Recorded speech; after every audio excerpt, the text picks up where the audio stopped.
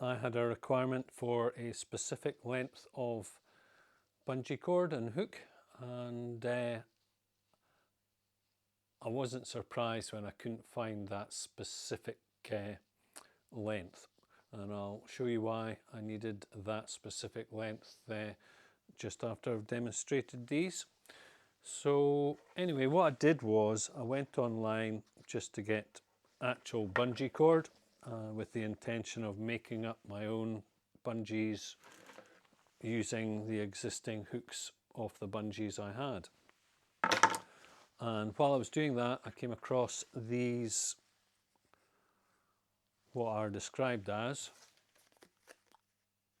Nico auto-locking super strong shock cord hooks. And I was a little bit skeptical on a couple of accounts. One, that they would actually stay locked into the hook, the bungee cord, and secondly on how strong the hooks themselves would be, and I'm pleasantly surprised on both. So I'll just demonstrate how they work. So you would cut the bungee cord,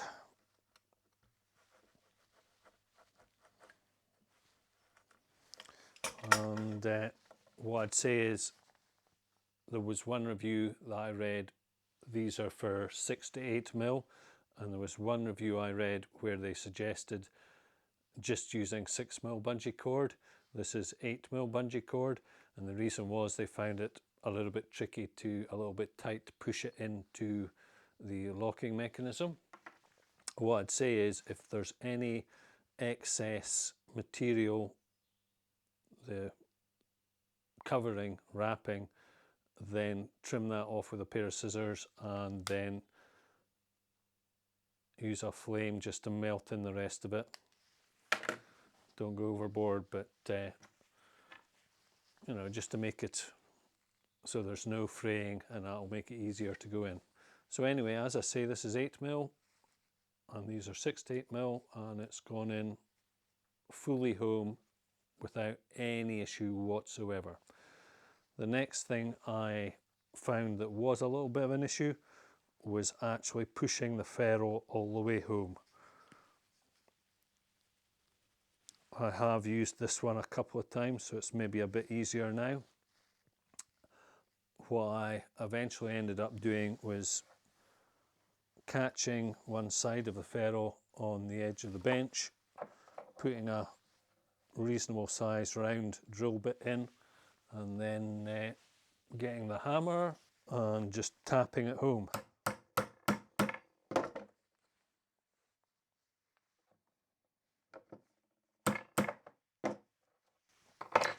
Okay, and that's fully home, and I'll guarantee you the shock cord, that's the shock cord without any more elasticity in it, and it's not coming out. What I'd say in terms of the hook, I sell spare parts for curtain tracks, including curtain hooks, on one of my websites, and some of the curtain hooks I've done load tests on, and they are surprisingly strong. Metal hooks tend to fail in terms of they won't fail all at once. They'll start to deform and pull out.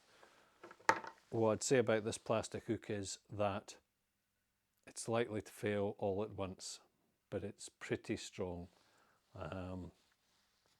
I'm as confident as I can be that I'm happy to use these. Say I'm pulling at least 30-40 kilos on that at the moment, and that's not deforming, it's not broken in any way. So I'll just show you how what I actually use these for, and but yeah, I'm pleasantly surprised, happy to recommend. So I run a small business here in rural Ireland growing eucalyptus trees, and We've had 4 severe storms since Christmas, the New Year, so in 8 weeks.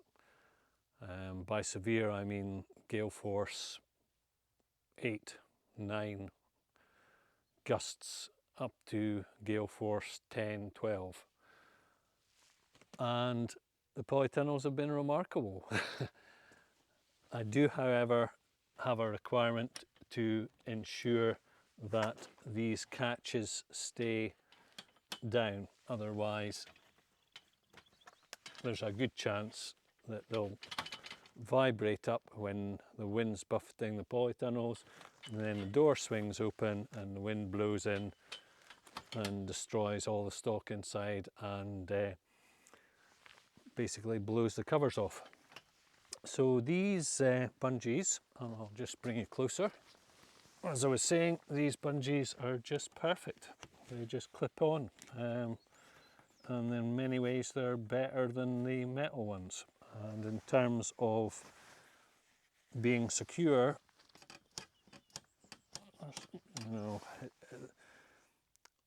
I'd be astonished if the wind managed to blow that up so that it unhooked itself. As I said, I was very skeptical of just how strong and secure these hooks would be with bungee cord, and I am very pleasantly surprised, and I'm happy to recommend them. Do check out my websites oom2.com and boglizard.ie. Have a happy day.